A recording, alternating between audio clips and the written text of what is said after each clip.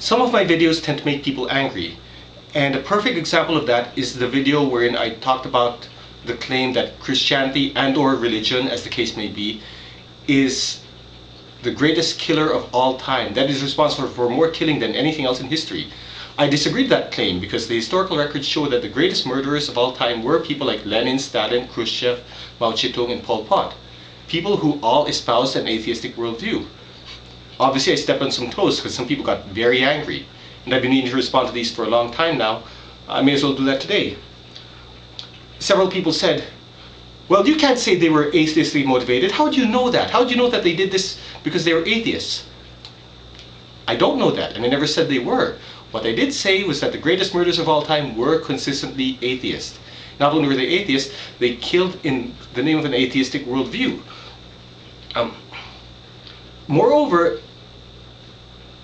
is it not possible to say that these killings are consistent with a worldview wherein you are not accountable to any person, where you are not accountable to any ultimate authority? Is it not plausible to say that if you don't feel that you're accountable to any ultimate authority, you might feel more motivated or at least more liberated to go and exterminate a race of people, for example? That strikes me as, a reasonable claim. I'm not saying they were motivated by atheism, but it's plausible. And more to the point, they were not religious people. They were anti-religious. Several people said, well, they weren't really atheists, or, well, they weren't really doing these things in the name of atheism. They were merely using atheism. Atheism ultimately had nothing to do with their purposes.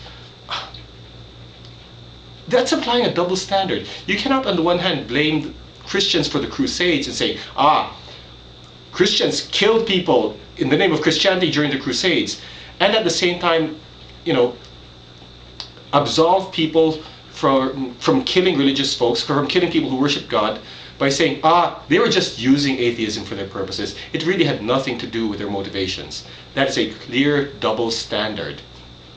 Moreover, it doesn't address the question which I raised, which is, what is the greatest murder of all time? Even if you grant that these people were merely using atheism, the point remains that religion and or Christianity were not the greatest murderers. The people who committed those were steadfastly against religion, or at the very least against Christianity.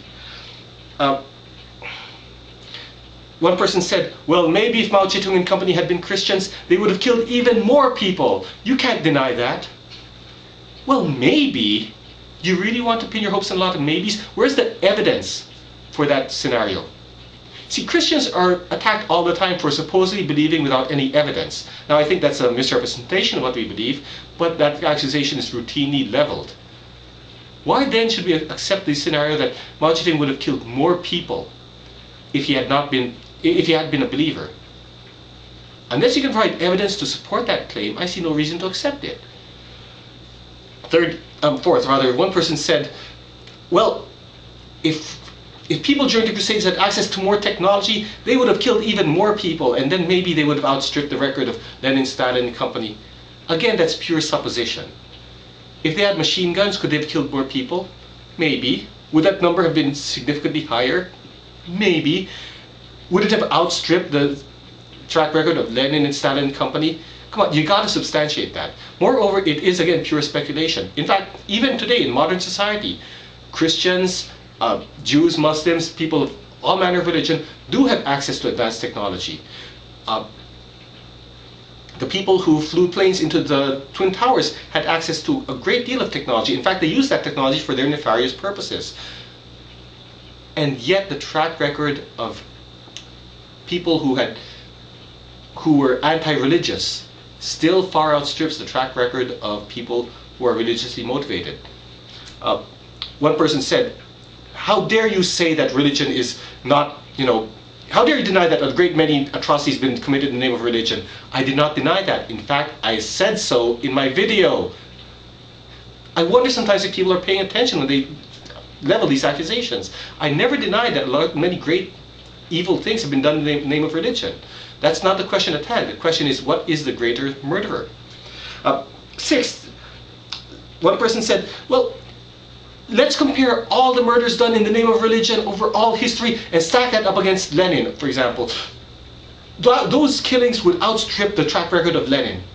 Well, maybe. You're going to have to crunch the numbers to demonstrate that to be true. But even if it were true, that is stacking the deck. That's taking the track record of religion throughout all history and comparing them against the actions of just one man during a very limited period of time. That is not a fair comparison, and we all know it.